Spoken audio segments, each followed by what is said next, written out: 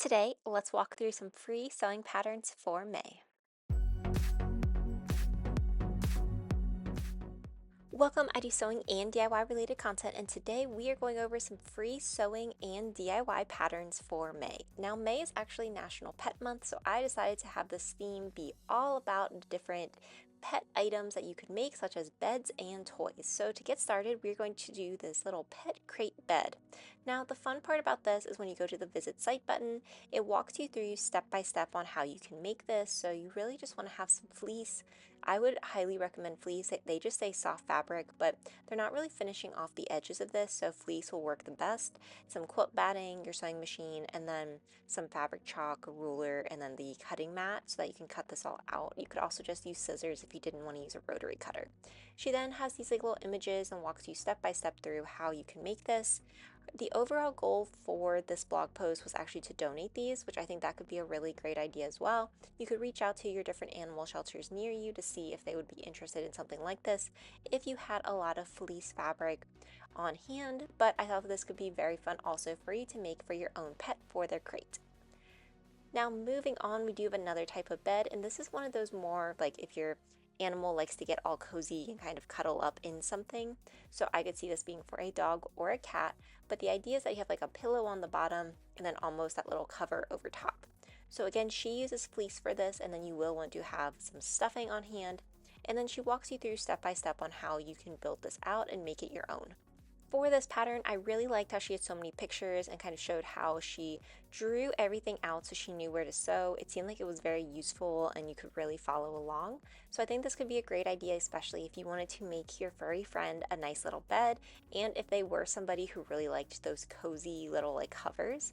I know that cats especially can absolutely love those, but I think some dogs like them too. So going through this seemed very straightforward. Use your sewing machine and you do some hand sewing near the end to sew up that hole that you did at the stuffing, but overall this looked like a really fun, easy little pet bed in case you want to make one. Moving on, we are coming up on now some toys. Now for the toys, we have some sew options and no sew. I'm going to start with this little cat kicker toy. I know that my cat absolutely loves these type of kicker toys. So for this, really all you need is some fabric. This could be cotton, this could be flannel, this could really be whatever type of fabric you have on hand. Then you're going to want your scissors, measuring tape, stuffing, and then she added some catnip in hers. I will 100% say my cat doesn't need catnip in it. She just loves them as is. But if you had a little bit more of a picky cat, you could definitely put some catnip in there. And then she just walks you step by step through of how to cut out the fabric, sew this up. You're going to leave an opening so that then you can stuff it and then add a little bit of that catnip to it. And then you can give it to your kitty and they'll have so much fun. So very easy, very quick project. This would be great for like a scrap buster project as well. Then if we go over, I have something similar that I found for dogs. So this is like a dog bone toy. I will say though that this has stuffing inside and then they just use fabric on the outside. So if you have a dog that really likes to chew, likes to destroy toys, this probably is not the toy for them. This would be for more of a dog that is very gentle and just likes soft toys. So for this, she does walk you through how to get that bone shape. You could probably also print that off online if you want to find a stencil that way. And then very similar to the cat kicker toy, you're sewing around, leaving an opening, and then stuffing it. So that's why this one is not very structurally sound for a dog that is very aggressive. But if you have a gentle dog, this may be perfect for them.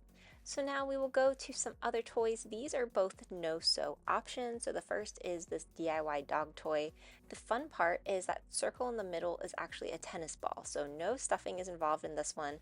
This could be better maybe if you do have a dog that maybe is a little more aggressive, just to the idea that there's no stuffing involved in this. I will say for this pattern, you do need to scroll a bit from the top, and then she walks you through. So she uses fleece, the tennis ball, and then some scissors to go through this process. So she's cutting it out and then she's braiding these like little ties together so that she's getting that shape, and then she's tying the tennis ball at the top.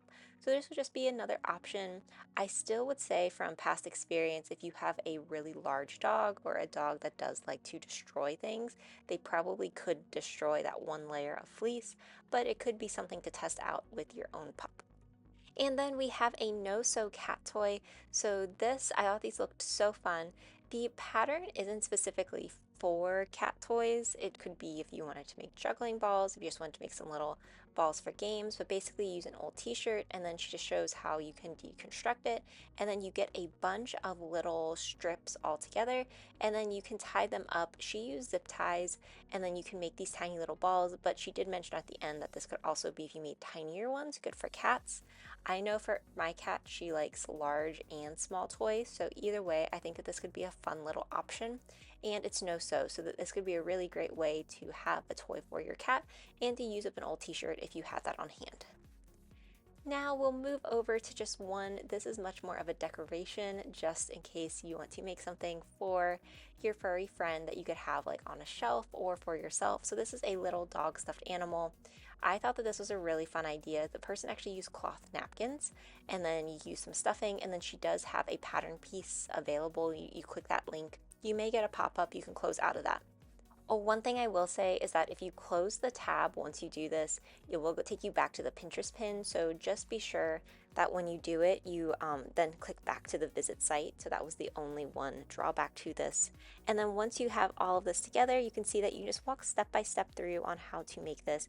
I thought it was really cute and really fun, and could be a really easy toy to make for yourself or for somebody in your family who loves dogs.